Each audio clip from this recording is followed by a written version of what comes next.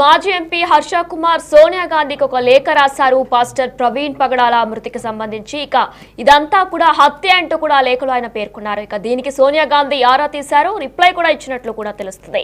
అయితే మాజీ ఎంపీ హర్ష కుమార్ రాసిన లెటర్ కు రిప్లై ఇచ్చారు సోనియా గాంధీ. ప్రవీణ్ మృతి ఆ తర్వాత పరిణామాలపై ఈ నెల 16న సోనియాకు లెటర్ రాశారు మాజీ ఎంపీ హర్ష కుమార్.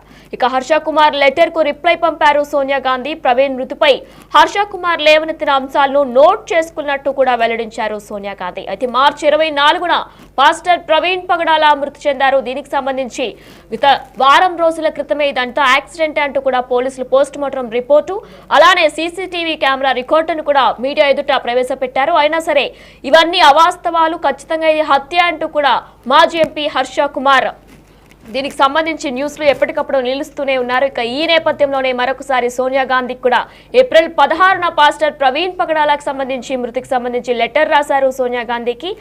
సోనియా గాంధీ దీని గురించి ఆరా తీస్తున్నట్లు కూడా తెలుస్తుంది. ఇదే అంశానికి సంబంధించి మరిన్ని డీటెయిల్స్ అందించడానికి మా ప్రతినిధి శివ ఫోన్ లైన్ లో సిద్ధంగా ఉన్నారు. రైట్ శివ, అయితే సోనియా గాంధీకి ఏప్రిల్ 16న మాజీ ఎంపీ హర్ష కుమార్ లెటర్ రాసినట్లు కూడా తెలుస్తుంది. మరి ఆ లెటర్ లో ఏముంది, సోనియా గాంధీ ఏ విధంగా ఆరా తీశారు?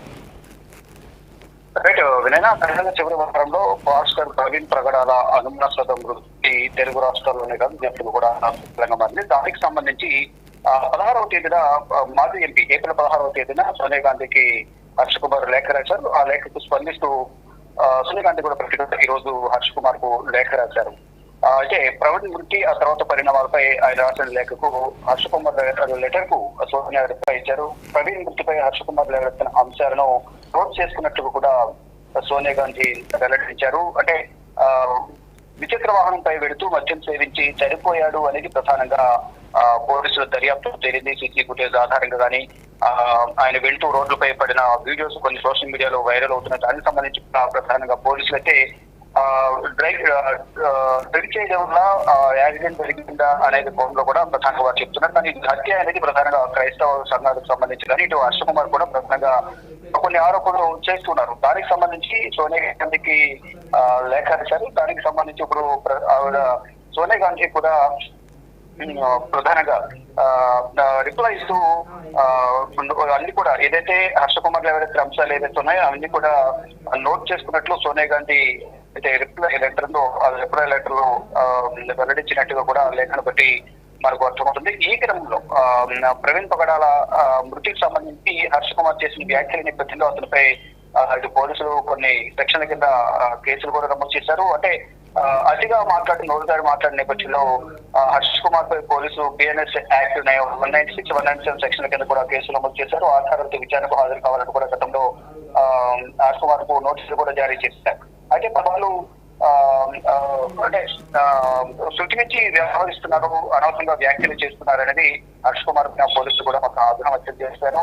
అంటే అది మృతికి సంబంధించి ఆధారాలు సరైన ఆధారాలు హత్య అనే విధంగా ధృవీకరిస్తారు హర్ష కుమార్ అనేది కూడా పోలీసులకు సంబంధించిన కొంతమంది వ్యక్తులు కూడా హర్ష కుమార్ ను ఉద్దేశించి కొన్ని వ్యాఖ్యలు చేస్తున్నారు. మొత్తం చూసుకుంటే ఏదైతే ప్రవీణ్ పగడాల అనుమానాస్పద మృతికి సంబంధించి ఇప్పటికీ అదొక సంచలనంగానే మారింది. ఇప్పటికీ పాస్టర్ కానీ క్రైస్తవ సంఘాలకు సంబంధించిన క్రైస్తవులు అనేక మంది ఈ హత్య అంటూ కూడా అందరూ ఆరోపణ చేస్తున్నారు. సరైన రీతిలో దీన్ని దర్యాప్తు కొనసాగించి ఎవరైతే ఆయన మృతి కారకులు ఉన్నారో వారిని శిక్షించాలని డిమాండ్ అయితే వారు చేస్తున్నారు. కేవలం ఇది ఆరోపణ మాత్రమే, దీనికి సంబంధించి సరైన ఆధారాలు, హత్యకు సంబంధించిన ఆధారాలు లేవనేది కూడా పోలీసులు చెప్తున్నారు. ఇక వీటంతా వ్యవహారంపై సోనియా గాంధీకి లేఖ రాసిన నేపథ్యంలో ఈ రోజు రిప్లై ఇస్తూ ఏదైతే ప్రధానంగా హర్ష కుమార్ ఎవరైతే అంశాలు ఎదుగుతున్నాయో అంశాలను నోట్ చేసుకున్నారంటూ కూడా ప్రతిగా శ్రీ గాంధీ లేఖ రాశారు.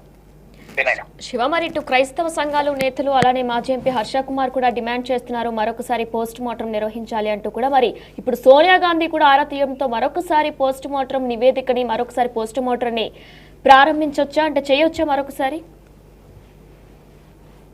వీరు ప్రధానంగా డిమాండ్ చేసిన దాని ప్రకారం పోలీసులు నిర్ణయం తీసుకోవాల్సి ఉంటుంది. ఏదైతే పోస్ట్ మార్టంలో డ్రింక్ చేసి మద్యం సేవించి వాహనం నడిపినట్లు తెలిసింది. ప్రధానంగా ఇది హత్యకు సంబంధించి ఎటువంటి ఆధారాలు లేవనేది కూడా చెప్తున్నారు. యాక్సిడెంట్ అనేది కూడా ప్రధానంగా తెలుస్తోంది.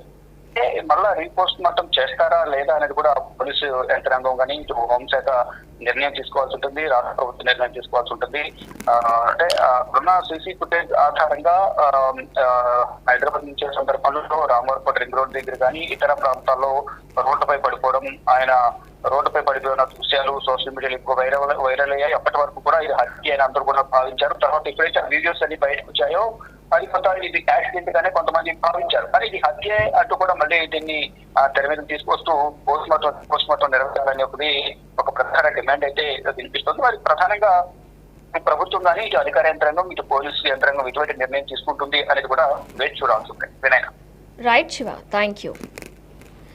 పాస్టర్ ప్రవీణ్ పగడాల మార్చి 24న మృతి చెందారు. ఇక ఈ నేపథ్యంలోనే ఈ మృతిపై ఇప్పటికే ఇటు క్రైస్తవ నేతలు, క్రైస్తవ సంఘాలు, క్రైస్తవ సోదరులు, ఇటు మాజీ ఎంపీ హర్ష కుమార్ కూడా ధ్వజమెత్తుతున్నారు. ఖచ్చితంగా రీపోస్టం నిర్వహించాలంటూ కూడా వారు ప్రధానంగా డిమాండ్ చేస్తున్నారు. అయితే గతంలో కూడా పోలీసులు సీసీటీవీ రికార్డ్ అసలు మార్చి 24న ఏం జరిగిందనేది కూడా మీడియా ముందు బయట పెట్టారు కూడా. అసలు ఆ రోజు ఏం జరిగింది, పాస్టర్ ప్రవీణ్ ఎక్కడికి వెళ్లారు, ఎక్కడ ఆయన మృతి చెందారు, ప్రతిదీ కూడా అప్ టు డేట్ బయట పెట్టే ప్రయత్నం కూడా చేశారు పోలీసులు. అయితే ఇదంతా కూడా అవాస్తవమని, హైదరాబాద్ లోనే చంపేశారు పాస్టర్ ప్రవీణ్ అంటూ కూడా మాజీ ఎంపీ హర్ష కుమార్ కొన్ని వ్యాఖ్యలు చేశారు.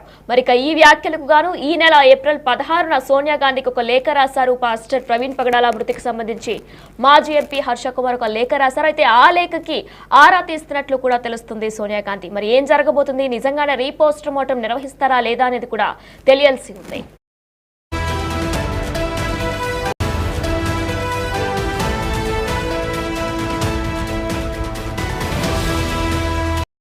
మాజీ ఎంపీ హర్ష కుమార్ సోనియా గాంధీకి ఒక లేఖ రాశారు పాస్టర్ ప్రవీణ్ పగడాల మృతికి సంబంధించి. ఇక ఇదంతా కూడా హత్య అంటూ కూడా లేఖలో ఆయన పేర్కొన్నారు. ఇక దీనికి సోనియా గాంధీ ఆరా తీశారు, రిప్లై కూడా ఇచ్చినట్లు కూడా తెలుస్తుంది.